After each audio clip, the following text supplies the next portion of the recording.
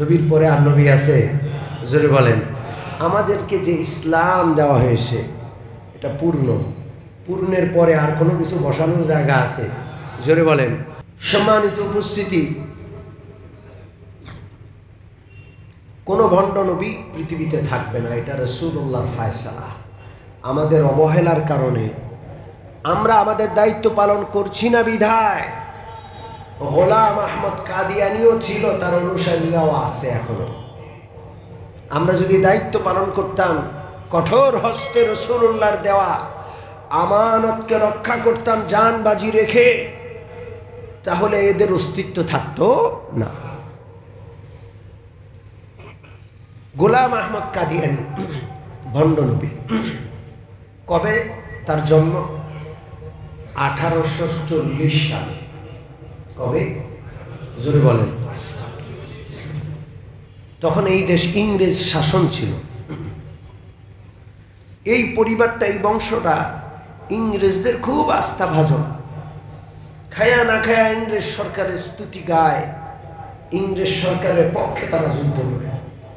বাংলাদেশ এমন কুলাঙ্গার শাসকদের দেশ, এতগুলো শাসক প্রায় 52, 53, 54 বছর যাবৎ শাসন করেছে নবীর অবমাননার বিপক্ষে, কোরআন অবমাননার বিপক্ষে কোনো একটা আইন তৈরি করে নাই। বরং তারে আরো নিরাপত্তা দেওয়া হয়, পুলিশ হেফাজতে দেওয়া হয়। ঠিক কি ঠিক? 1994 পর থেকে এত বড় বিশাল আকারে ইসলামী মহাসমাবেশ, আন্তর্জাতিক সমাবেশ খতমে নবুয়তের ভিত্তিতে হয় নাই। আগামীকাল শনিবার সোহরাওয়ার্দী উদ্যানে আন্তর্জাতিক খতমে নবুয়ত সম্মেলন আছে। কি আছে? জোরে বলেন। মক্কা মদিনা থেকে ইমামরা আসার কথা আছে, তুরস্ক থেকে, বিভিন্ন মুসলিম রাষ্ট্রের বড় বড় কর্ণধার ব্যক্তিরা, পাকিস্তান থেকে হযরত মাওলানা মুফতি তাকি উসমানী সাহেব আসার কথা রয়েছে, দারুল উলুম দেওবন্দের মুহতামিম মাওলানা আবুল কাসেম নোমানী সাহেব আসার কথা রয়েছে। সারা বিশ্বের বড় বড় আলেমরা আসবেন ইনশাআল্লাহ। আমরা যারা নবী প্রেমিক আছি, নবীকে ভালোবাসি, নবীর খতমে নবুয়তের উপর আক্রমণ যারা করছে তাদের প্রতিহত করার জন্য, ওই দুষ্টদেরকে অমুসলিম ঘোষণা করার জন্য আগামীকালের মহাসমাবেশে কারা কারা যাতে রাজি, একটু হাত তোলেন। নারায়ে তাকবীর, নারায়ে তাকবীর। হাত নামান। আমাদের মসজিদ থেকেও, প্রত্যেক মসজিদ থেকে ইমামদের নেতৃত্বে মুসল্লিরা যাবেন। আমাদের এই মসজিদ থেকেও যাবেন সকাল 8টা বাজে। কয়টায়? আমরা কোন মাঠে যাবো জানি? ওইখানে মাঠটার নাম কি? আজাদ মাঠে। এখান থেকে পুরান ঢাকার মুসল্লিরা সবাই আজাদ মাঠে একত্র হবে। আজাদ মাঠ থেকে বড় মিছিল নিয়ে আমরা কোথায় যাব? সোহরাওয়ার্দী উদ্যানে। জোরে বলেন, কোথায়? সোহরাওয়ার্দী উদ্যানে যাবো ইনশাআল্লাহ। যত কাজই থাকুক, একটা দিন নবীর মোহাব্বতে সমস্ত কাজ পিছনে ফেলে আমিও নবীর একজন উম্মতি, আমার নবীর নবুয়তের উপর, খতমে নবুয়তের উপর আঘাত, আর আমি জীবিত, এই জীবনের কি দাম? রাজি আছি ইনশাআল্লাহ? জোরে বলেন, রাজি আছি।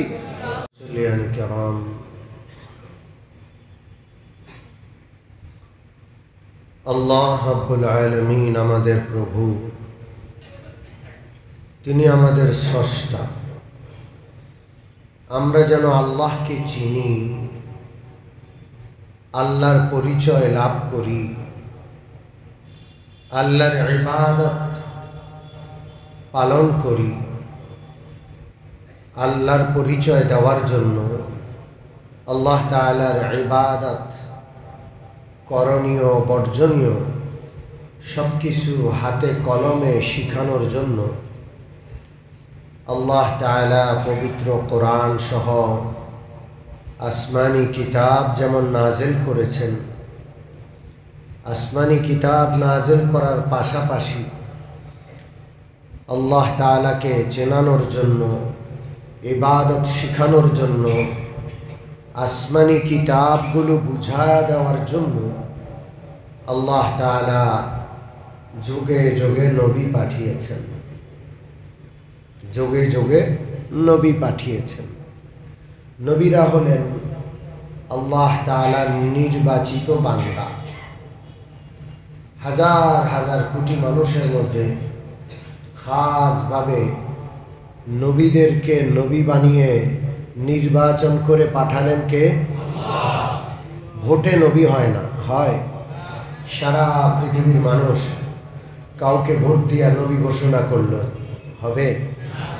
সারা পৃথিবীর সমস্ত দেশের সংসদগুলো এক সংসদ হয়ে গেল, সব সংসদ সদস্যগুলো একসাথে বসলো, বসে সর্বসম্মতিক্রমে কাউকে নবী ঘোষণা করলো, হবে? নবী কে বানান? জোরে বলেন কে?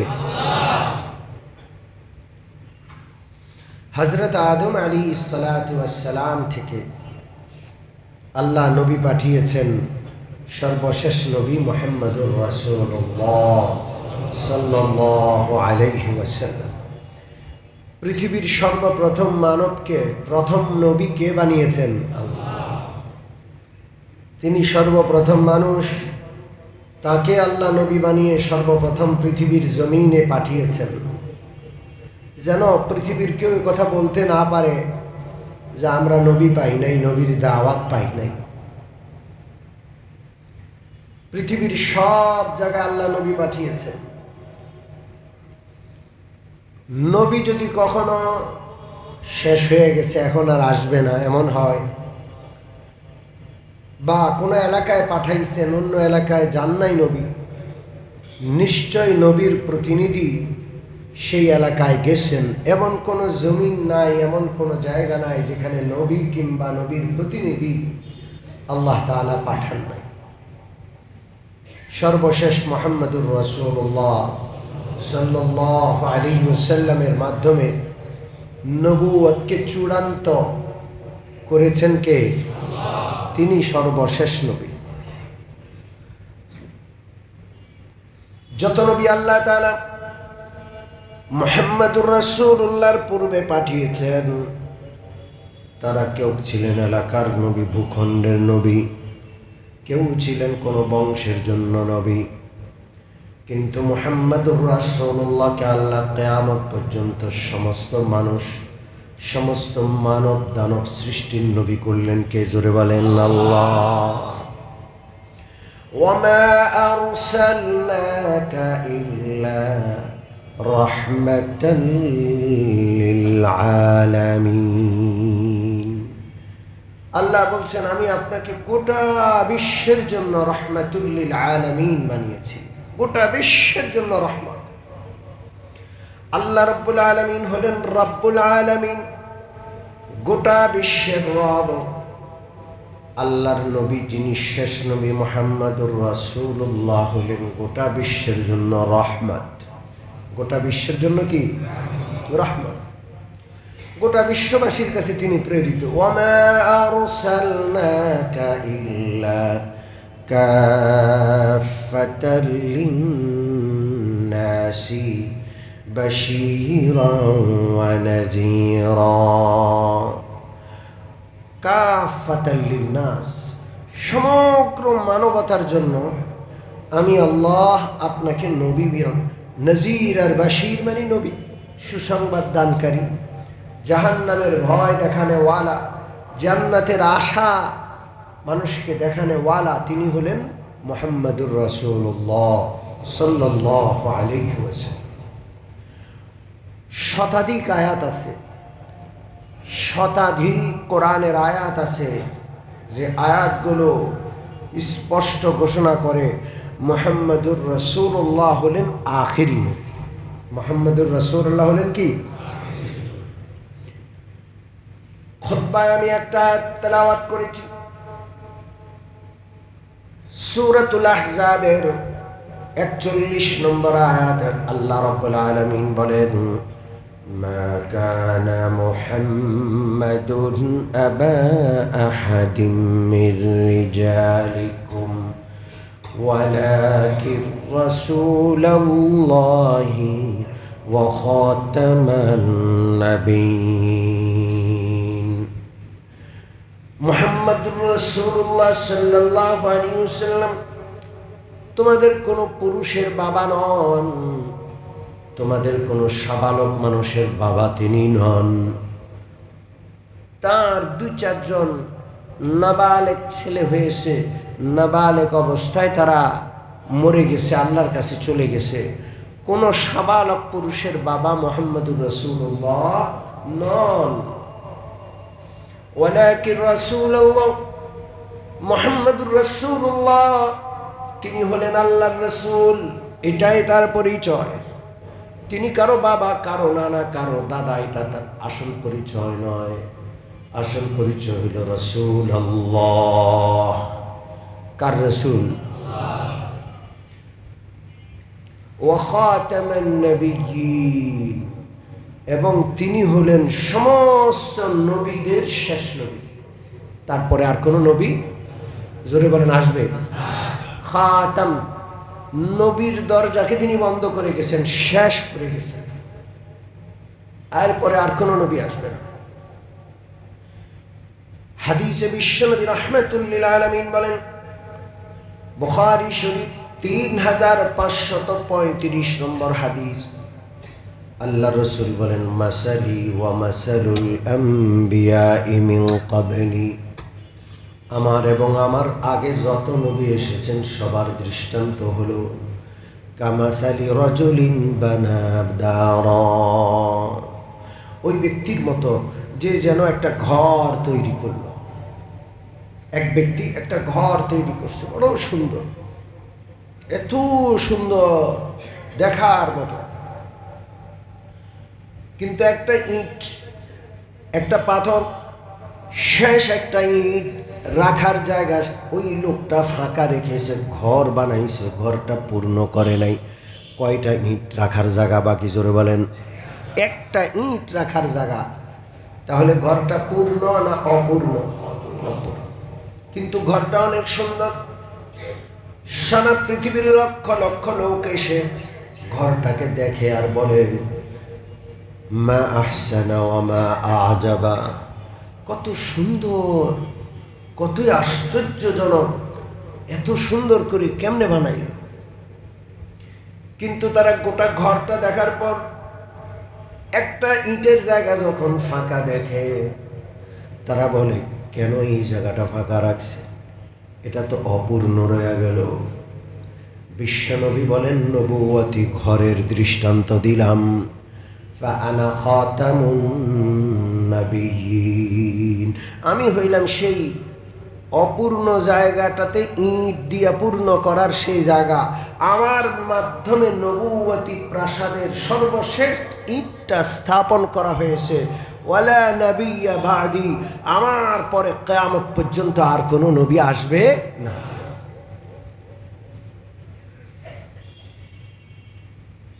তিনি শেষ নবী।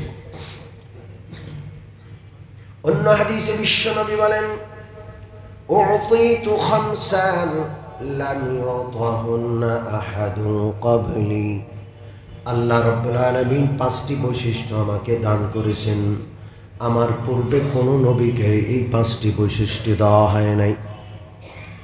5টি বৈশিষ্ট্য, বড় আজব আজব বৈশিষ্ট্য।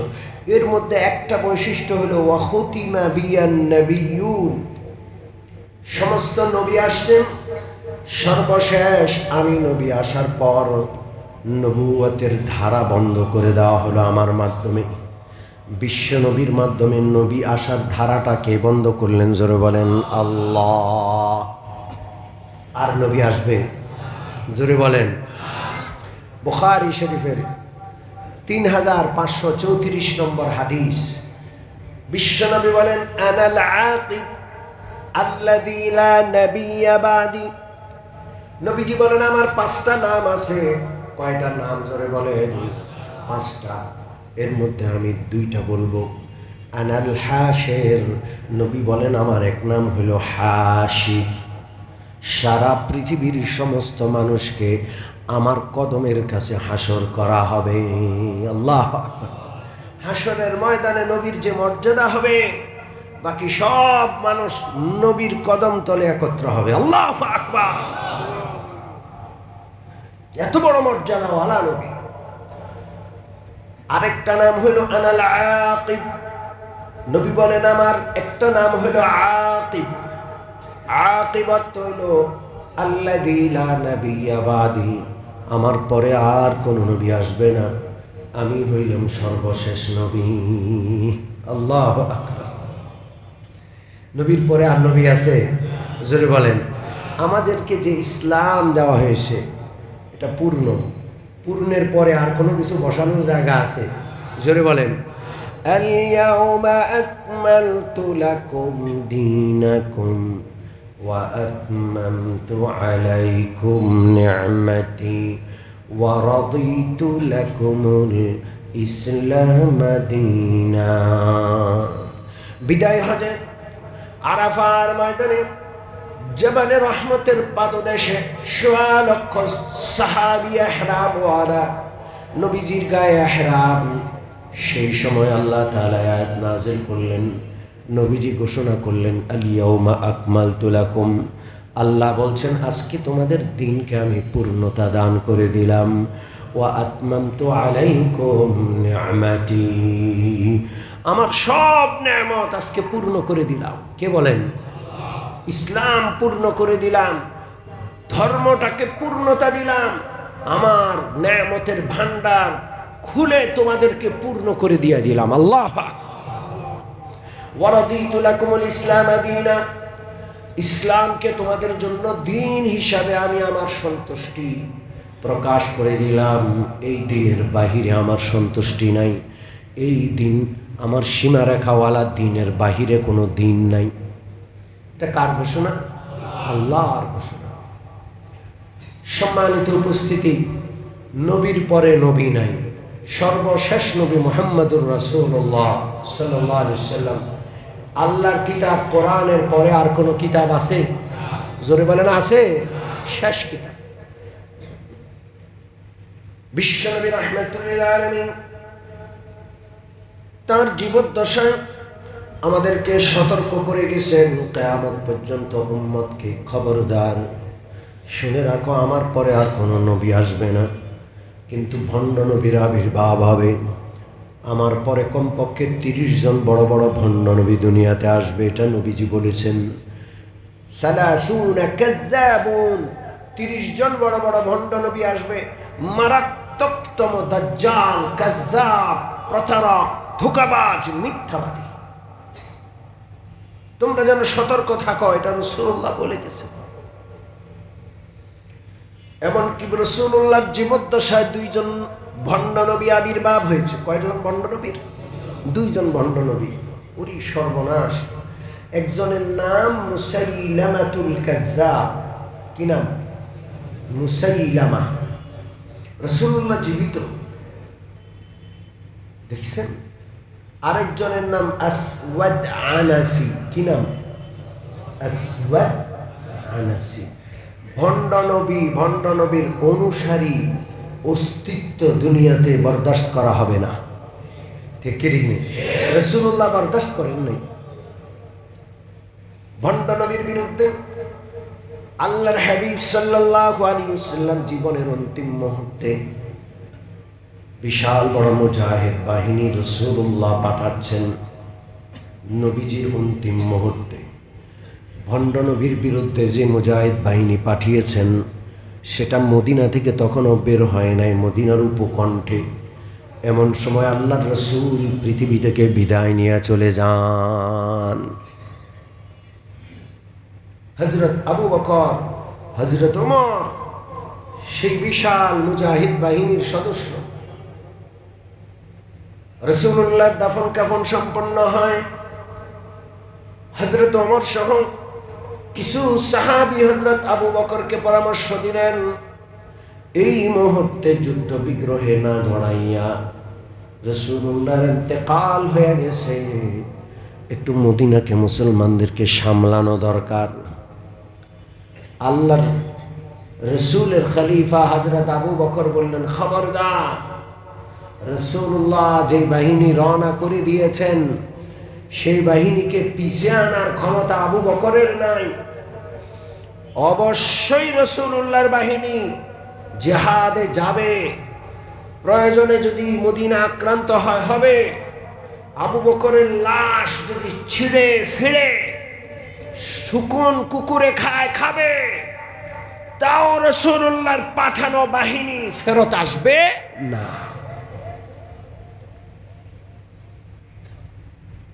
ও মুমিন মুসলমান, খতমে নবুয়তের বিষয়টা এত গুরুত্বপূর্ণ। আমাদের বিশ্বনবী রাহমাতুল লিল আলামিন, আল্লাহ তাআলার নবী, এটা যেমন খুবই গুরুত্বপূর্ণ, তিনি আল্লাহ তাআলার শেষ নবী, এটাও খুবই গুরুত্বপূর্ণ। রাসূলুল্লাহকে কেউ নবী মানলো, শেষ নবী মানলো না, ঈমান থাকবে? জোরে বলেন, থাকবে? রাসূলুল্লাহর জীবদ্দশায় ভণ্ড নবী যেমন আবির্ভাব হয়েছে, রাসূলুল্লাহর ইন্তেকালের পরেও ভণ্ড নবীর আবির্ভাব হয়েছে, কি হয় না? জোরে বলেন।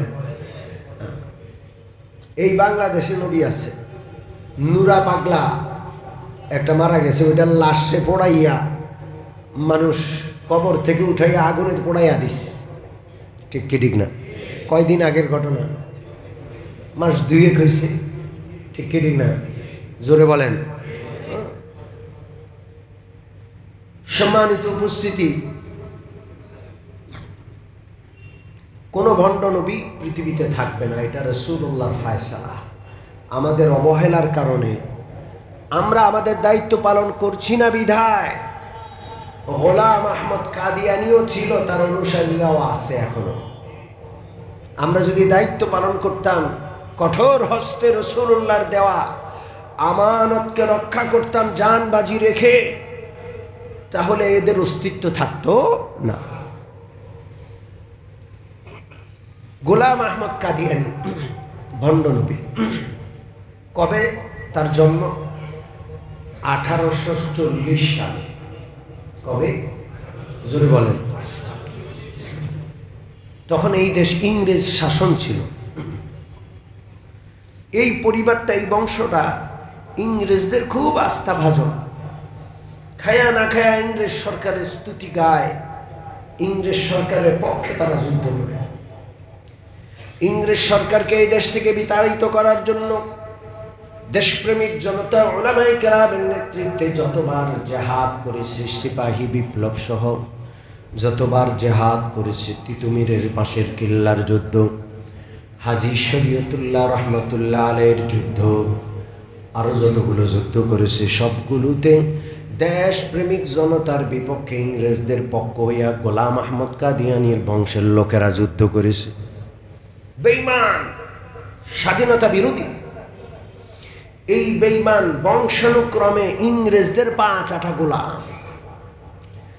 যখন 1857 সালে সিপাহী বিপ্লব হলো, ইংরেজদের বিরুদ্ধে মারাত্মক একটা বিদ্রোহ হয়েছে। ইংরেজ জাতি বড় দুষ্ট, শুধু শুধু ধর্মীয় অনুভূতিতে আঘাত করবে। বিশ্বাস করেন, এত দুষ্ট, এত হারামি, তো তার দরকার নাই, তাও ধর্মীয় অনুভূতিতে আঘাত করবে এবং এটাকে প্রশ্রয় দিবে। আপনারা কি জানেন, বাংলাদেশে কিছুদিন পর পর নবীকে গালি দেয়, কোরআনের ব্যাপারে খারাপ মন্তব্য করে, মুসলমানের ছেলে হইয়া ইসলামের ব্যাপারে খারাপ মন্তব্য করে, জায়গায় জায়গায় মানুষ ফুঁসে উঠে। এরকম ঘটনা অহরহর ঘটে কি ঘটে না? এগুলো কেন ঘটে? এগুলোর পিছনে ইংরেজদের মদদ আছে। কেমনে? মনে করেন একটা লোক ইটালি যাইতে চায়, জার্মানি যাইতে চায়, ইউরোপ যাইতে চায়, আমেরিকা যাইতে চায়, তার সহজ পন্থা হইল নবীকে গালি দাও। নাউজুবিল্লাহ বলবেন না। কোরআনের ভুল ধরো, মানুষ উত্তেজিত হয়ে গেছে, সে তাড়াতাড়ি করে আমেরিকার এমবিসিতে গিয়ে দেখাবে যে দেখেন আমার নিরাপত্তার জন্য ওই দেশে যাইতে হইব। সাথে সাথে তার নিরাপত্তা দেওয়া ওদের ধর্মীয় দায়িত্ব হয়ে যায়। ওর ভিসা পাইতে আর দেরি নাই, সরকারি পৃষ্ঠপোষকতায় ওই দেশের নাগরিকত্ব দিয়া ওই দেশে তারা সেটেল করে দেয়। এত হারামি দুষ্ট নাস্তিকরা ওই সমস্ত দেশে গ্রিন কার্ড পাওয়ার জন্য বাংলাদেশে কয়েকদিন পর পর উত্তেজনা সৃষ্টি করে। বাংলাদেশ এমন কুলাঙ্গার শাসকদের দেশ, এতগুলো শাসক প্রায় 52, 53, 54 বছর যাবৎ শাসন করেছে নবীর অবমাননার বিপক্ষে, কোরআন অবমাননার বিপক্ষে কোনো একটা আইন তৈরি করে নাই, বরং তারে আরো নিরাপত্তা দেওয়া হয়, পুলিশ হেফাজতে দেওয়া হয়। ঠিক কি ঠিক না? এই দেশের কুলাঙ্গার শাসকরা তাসলিমা নাসরিনকে নিরাপত্তা দিয়েছে, হুমায়ুন আজাদকে নিরাপত্তা দিয়েছে। যারা ইসলামের বিপক্ষে লেখে বলে ওদেরকে শাস্তি দেওয়া, শাস্তির আওতায় আনা দূরের কথা, ওদেরকে নিরাপত্তা দিয়েছে। ঠিক কি ঠিক না? আর এগুলোর পিছনে মদত যোগায় ওখানে বসে বসে দুষ্ট ইসলাম বিরোধী শক্তি। ইংরেজ বড় খারাপ। সিপাহী বিপ্লব হলো, সারা ভারতবর্ষের সমস্ত সিপাহী সাধারণ জনতা ইংরেজ সরকারের বিরুদ্ধে বিপ্লব করলো, বিদ্রোহ করলো। ইংরেজ সরকারের ক্ষমতার তখ্তা উল্টে যায় যায় যায় যায় অবস্থা। যখন উল্টে যায় যায় অবস্থা, এরা কিছু মুসলমান কিছু হিন্দু গাদ্দার খরিদ করলো। এই দেশে দেশপ্রেমিক যেমন আছে, গাদ্দার আছে না নাই? জোরে বলেন। নবাব সিরাজউদ্দৌলার মতো দেশপ্রেমিক যেমন এই দেশে আছে, এই দেশে মীর জাফর, মীর কাসেম, ঘোষেটি বেগম, রায় দুর্লভদের মতো বিশ্বাসঘাতক দিয়াও এই দেশ ভরা আছে, আছে না নাই? শাস্তি না হইলে বিশ্বাসঘাতকে দেশ ভরে যাবে। দেশ ভরে গেছে দুর্নীতিবাজে, সারা বাংলাদেশ ভরে গেছে, ছেয়ে গেছে, কোনো বিচার নাই। এত এত দুর্নীতি, ব্যাংক লুট, অফিস লুট, জনগণের টাকা লুট, কোনো শাস্তি কি শুনেন? জোরে বলেন। একটা দুর্নীতিবাজরে মৃত্যুদণ্ড দিছে কোনোদিন শুনছেন? তো দুর্নীতি বাড়বে না কেন? ইংরেজ সরকারের বিরুদ্ধে 1857 খ্রিস্টাব্দে যখন বিশাল বড় সিপাহী বিদ্রোহ হলো, ইংরেজ সরকার ছলে বলে কৌশলে টাকা দিয়ে, পয়সা দিয়ে, পদ পদবি দিয়ে, বিভিন্ন লকব দিয়ে, উপাধি দিয়ে কিছু দেশদ্রোহী দুষ্ট চাটুকার খরিদ করলো, বেঈমান খরিদ করে এই বিদ্রোহ, দেশপ্রেমিক জনতা সিপাহী বিপ্লবের এই বিদ্রোহকে দমন করছে। উইলিয়াম হান্টারের নেতৃত্বে একটা তদন্ত কমিটি গঠন করছে, কেন বারবার বিদ্রোহ হয় এবং এই বিদ্রোহ চূড়ান্ত আকারে দমন করার জন্য কোন পন্থা অবলম্বন করা যায়। উইলিয়াম হান্টার দীর্ঘদিন গবেষণা করার পর, তদন্ত করার পর সে কিছু সুপারিশ আকারে একটা রিপোর্ট পেশ করল। এই রিপোর্টের মোটামুটি সারাংশ হলো, এই দেশে মুসলমানরা 700 বছর 800 বছর শাসন করেছে।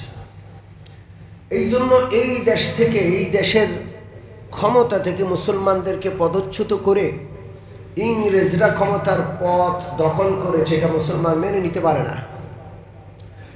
আর মুসলমানদের হাত থেকে কোনো দেশ নিলে সেই দেশ মুসলমান পুনরুদ্ধারে শরীয়ত মতো, ইসলামের ধর্মের বিধান মতো তাদের জেহাদ ফরজ। কি ফরজ হয়ে যায়? হিন্দু ধর্মে জেহাদ নাই, তো মুসলমানদের নেতৃত্বে হিন্দুরাও, দেশপ্রেমিক যেহেতু কিছু হিন্দু আছে, তারাও জেহাদে অংশগ্রহণ করে। এখন চিরতরে এই দেশকে ইংরেজদের দখলে রাখার জন্য মুসলমানদের মধ্যে যারা জেহাদের কথা বলে, আলেম ওলামা, ওদের গণহত্যা করতে হবে। 1 নম্বর সুপারিশ। 2 নম্বর সুপারিশ, এই জেহাদ নামক জিনিসটাকে মুসলমানদের অভিধান থেকে মুছে দিতে হবে। কথা কি বুঝতে পারছে? জেহাদ নামক এই ইবাদতটা কোরআন দ্বারা প্রমাণিত, কোরআনকে শেষ করে দিতে হবে। ইংরেজ সরকার সেই সুপারিশগুলো আমলে নিয়ে হাজার হাজার, লক্ষ লক্ষ আলেমকে বিনা বিচারে হত্যা করেছে, ফাঁসিতে ঝুলিয়েছে।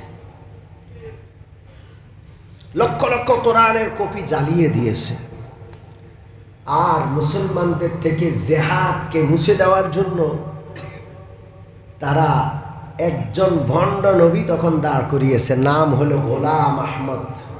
বাড়ি হইল পাকিস্তানের পাঞ্জাব অঞ্চলের কাদিয়ান নামক এলাকায়। এই গোলাম আহমদ তার বংশানুক্রমে ইংরেজদের পাঁচাটা গোলাম, তার বাপ তার দাদা সব ইংরেজদের গোলামি করে খুব বিশ্বস্ত এই বংশ। এই গোলাম আহমদকে দাঁড় করানো, সে নবী, সর্বপ্রথম নবী দাবি করলে তো কেউ মানবে না। আস্তে আস্তে সে সর্বপ্রথম অলি সাজছে। কি সাজছে? অলি। তারপরে মাহদি, ইমাম মাহদি সাজছে। হাদিসে যে ইমাম মাহদির কথা আছে, সেই নাকি ইমাম মাহদি। এর কিছুদিন পরে কয় আমি হইলাম ঈসা, কিয়ামতের আগে যে ঈসা আসবে আমি হইলাম সে ঈসা নবী। সর্বশেষ 1901 সালে চূড়ান্ত দাবি, যেটার অপেক্ষায় সে এতদিন এক একটা দাবি করে আবার পাল্টা দাবি, আবার আরেকটা দাবি করছিল, সে চূড়ান্ত দাবি সে করে ফেলল 1901 সালে, সেই নাকি নবী এবং সে সমস্ত নবী রসুল থেকে শ্রেষ্ঠ, এমনকি মুহাম্মদুর রাসূলুল্লাহর চাইতেও মর্যাদার দিক থেকে নাকি সে শ্রেষ্ঠ নবী। তার উপর ওহী নাযিল হয়েছে, ইংরেজ সরকারের বিরুদ্ধে জিহাদ করা হারাম। আসল কথা চলে আসছে। কথা কি বুঝতে পারছেন? জোরে বলেন। এই নবীর মূল কেন্দ্র, যেখান থেকে সারা বিশ্বে কাদিয়ানি ধর্ম প্রচার করা হয়, টাকা বিনিয়োগ করা হয়, সে অফিস হলো লন্ডনে। ইংরেজদের রাজধানী কোথায়? লন্ডনে। ওখান থেকে ফান্ড আসে। আল্লাহু আকবার। ও মুমিন মুসলমান, বাংলাদেশে crore crore trillion million dollar বিনিয়োগ করে, এবং শুধু বাংলাদেশ নয়, পাকিস্তান, হিন্দুস্তান, বিশ্বের বিভিন্ন অঞ্চলে তারা মুসলমানদেরকে কাদিয়ানি বানায়। মুহাম্মদুর রাসূলুল্লাহর খতমে নবুয়তের বিপক্ষে এরা কাজ করে। এদের অস্তিত্ব সহ্য করা হবে? জোরে বলেন। ইসলামী হুকুমত থাকলে, ইসলামী ব্যবস্থাপনা, রাষ্ট্রীয় ব্যবস্থাপনা থাকলে এদের মৃত্যুদণ্ড কার্যকর করা হতো। ইসলামী হুকুমত নাই। আমরা প্রশাসনের উপর, আইন শৃঙ্খলার উপর হস্তক্ষেপ করি না, এটা পছন্দ করি না, এটা ইসলামও বলে না। তবে বৈধ বর্তমান রাষ্ট্র পরিচালনার যে নিয়ম কানুন সংবিধান আছে, সেই হিসাবে বৈধ দাবি হলো এই ধোঁকাবাজরা মুসলমান হিসাবে নয়, কাদিয়ানি ধর্মমত নামে আলাদা ধর্ম নিয়ে তারা বেঁচে থাকুক, কিন্তু মুসলমান নাম ধারণ করে রাসূলুল্লাহর খতমে নবুয়তকে অস্বীকার করে প্রতারণার আশ্রয় নিয়ে ওদের জীবিত থাকার, ওই পরিচয় বহন করার, ধারণ করার কোনো অধিকার নাই।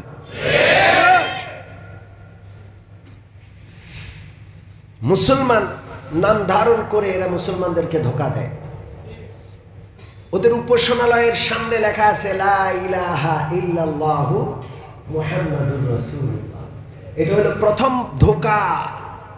নাম রাখছে আহমদিয়া মুসলিম জামাত। কি নাম রাখছে? জোরে বলেন। আহমদিয়া মুসলিম জামাত। সব ধোঁকা। মুমিন মুসলমান, সৌদি আরব, আরব রাষ্ট্রগুলো যতগুলো আছে, কুয়েত, কাতার, আরব আমিরাত, বাহরাইন সহ, ওমান সহ যত আরব রাষ্ট্র আছে, সমস্ত আরব রাষ্ট্রে কাদিয়ানিকে রাষ্ট্রীয়ভাবে মুসলমান ঘোষণা করা হয়েছে। পাকিস্তানের রাষ্ট্রীয়ভাবে কাদিয়ানি মুসলমান, মালয়েশিয়াতে রাষ্ট্রীয়ভাবে কাদিয়ানি মুসলমান, তুরস্কে রাষ্ট্রীয়ভাবে কাদিয়ানি মুসলমান। আমরা বড় দুর্ভাগা জাতি, কোটি কোটি নবী প্রেমিকের এই দেশে কাদিয়ানিকে মুসলমান বলে রাষ্ট্রীয়ভাবে এখনো স্বীকার করা হয়, অমুসলমান ঘোষণা করা হয় নাই। ওরা অমুসলমান ঘোষণা করা হইলে ওরা ওদের ধর্মমত নিয়ে ওরা ওদের উপাসনালয়ে থাকুক গা। আমাদের অন্তত সাধারণ মুসলমানকে ধোঁকা দিয়া কাদিয়ানি বানানোর পথটা অন্তত কি হইতো? বন্ধ হইতো। ঠিক কি ঠিক না? এই জন্য আমরা রাষ্ট্রীয় সংবিধানের আওতায় যে দাবিটা আছে, সেই দাবি নিয়ে আন্দোলন করতে রাজি আছি ইনশাআল্লাহ। 1994 সালে আমি সবচেয়ে বড় সমাবেশ দেখেছি মানিক মিয়া এভিনিউতে। মাঝখানে ডিভাইডার ছিল না, সংসদ ভবনের সামনের রাস্তায় 5 থেকে 7 লক্ষ লোক সেখানে এসেছিলেন। সেই সময়ের খতিব ওবায়দুল হক রহমতুল্লাহ আলাইহির সভাপতিত্বে সারা বিশ্বের আন্তর্জাতিকভাবে মক্কা মদিনার ইমামরা পর্যন্ত এসেছিলেন। 1994 পর থেকে এত বড় বিশাল আকারে মহা ইসলামী মহাসমাবেশ, আন্তর্জাতিক সমাবেশ খতমে নবুয়তের ভিত্তিতে হয় নাই। কালকে আগামীকাল শনিবার সাহরওয়ার্দী উদ্যানে আন্তর্জাতিক খতমে নবুয়ত সম্মেলন আছে। কি আছে জোরে বলেন। মক্কা মদিনা থেকে ইমামরা আসার কথা আছে, তুরস্ক থেকে, বিভিন্ন মুসলিম রাষ্ট্রের বড় বড় কর্ণধার ব্যক্তিরা, পাকিস্তান থেকে হযরত মাওলানা মুফতি তাকি উসমানী সাহেব আসার কথা রয়েছে, দারুল উলুম দেওবন্দের মুহতামিম মাওলানা আবুল কাসেম নোমানী সাহেব আসার কথা রয়েছে। সারা বিশ্বের বড় বড় আলেমরা আসবেন ইনশাআল্লাহ। আমরা যারা নবী প্রেমিক আছি, নবীকে ভালোবাসি, নবীর খতমে নবুয়তের উপর আক্রমণ যারা করছে তাদের প্রতিহত করার জন্য, ওই দুষ্টদেরকে অমুসলিম ঘোষণা করার জন্য আগামীকালের মহাসমাবেশে কারা কারা যাতে রাজি একটু হাত তোলেন। নারায়ে তাকবীর, নারায়ে তাকবীর। হাত নামান। আমাদের মসজিদ থেকেও, প্রত্যেক মসজিদ থেকে ইমামদের নেতৃত্বে মুসল্লিরা যাবেন। আমাদের এই মসজিদ থেকেও যাবেন সকাল 8টা বাজে। কয়টায়? আমরা কোন মাঠে যাবো জানি? ওইখানে মাঠটার নাম কি? আজাদ মাঠে। এখান থেকে পুরান ঢাকার মুসল্লিরা সবাই আজাদ মাঠে একত্র হবে। আজাদ মাঠ থেকে বড় মিছিল নিয়ে আমরা কোথায় যাব? সাহরওয়ার্দী উদ্যানে। জোরে বলেন কোথায়? সাহরওয়ার্দী উদ্যানে যাবো ইনশাআল্লাহ।